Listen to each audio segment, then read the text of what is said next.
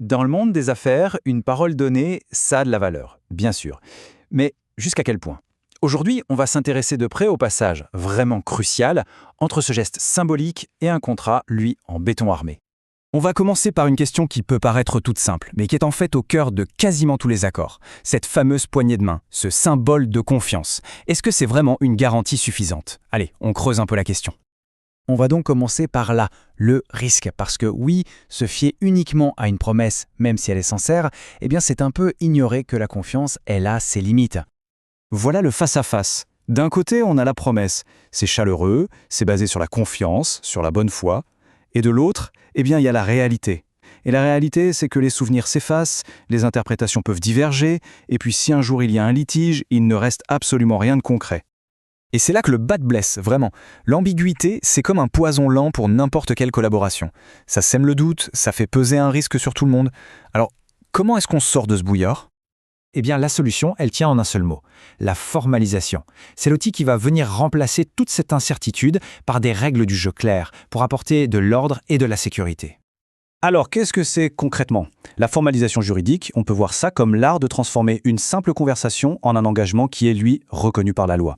C'est ce qui donne un vrai poids, une force contraignante à un accord.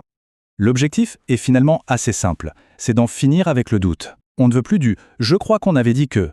Non, on veut du « voilà ce qui a été convenu, noir sur blanc ». La clarté devient la norme, pas une exception.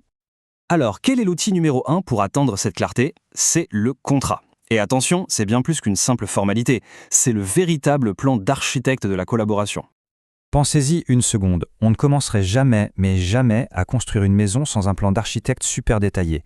La logique pour une relation économique est exactement la même. Le contrat, c'est ce plan, cette feuille de route qui va guider chaque étape.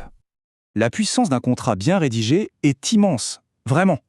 Il définit qui fait quoi, quand et comment. Mais il va encore plus loin, il anticipe les problèmes et il prévoit déjà les solutions. Bref, il s'assure que tout le monde avance dans la même direction, et ce, dès le premier jour. D'accord, mais quel qui transforme un simple bout de papier en un outil juridique qui a de la force, qui est contraignant? Quels sont en quelque sorte les ingrédients secrets? En fait, tout repose sur 3 piliers fondamentaux. D'abord, les parties. Il faut savoir précisément qui s'engage. Ensuite, l'objet. Définir très clairement pourquoi on s'engage. Et enfin, les obligations. Décrire dans le détail ce que chaque partie s'engage à faire. Ces 3 éléments, c'est la fondation de tout accord solide. S'il manque un de ces piliers, même un document écrit reste fragile. C'est leur présence à tous les 3 qui garantit que l'accord sera clair, qu'il sera juste et surtout qu'on pourra l'appliquer en cas de besoin. Bon, maintenant prenons un peu de hauteur. Au-delà de tous ces détails juridiques, pourquoi est-ce que tout ça est si fondamental? C'est quoi le véritable gain à la fin du compte? Regardez, la différence est juste spectaculaire. Sans formalisation, on est dans l'ambiguïté, le risque, l'incertitude. Avec la formalisation, on passe à la clarté, la sécurité et des recours qui sont bien définis. C'est en gros le passage de l'improvisation à la maîtrise totale. Et ça, c'est un point absolument essentiel. Formaliser un accord, ce n'est jamais un signe de méfiance. C'est même tout le contraire. C'est la plus grande marque de respect professionnel qu'on puisse offrir.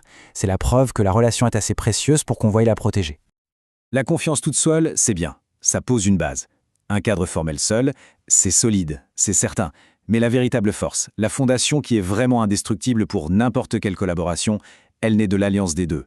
La confiance, qui est cimentée par la clarté d'un contrat. En fin de compte, formaliser une relation, ça va bien au-delà de sa propre protection. C'est un acte qui contribue à construire une économie plus stable, plus fiable pour tout le monde. La vraie question, c'est donc de savoir sur quel type de fondation on choisit collectivement de construire.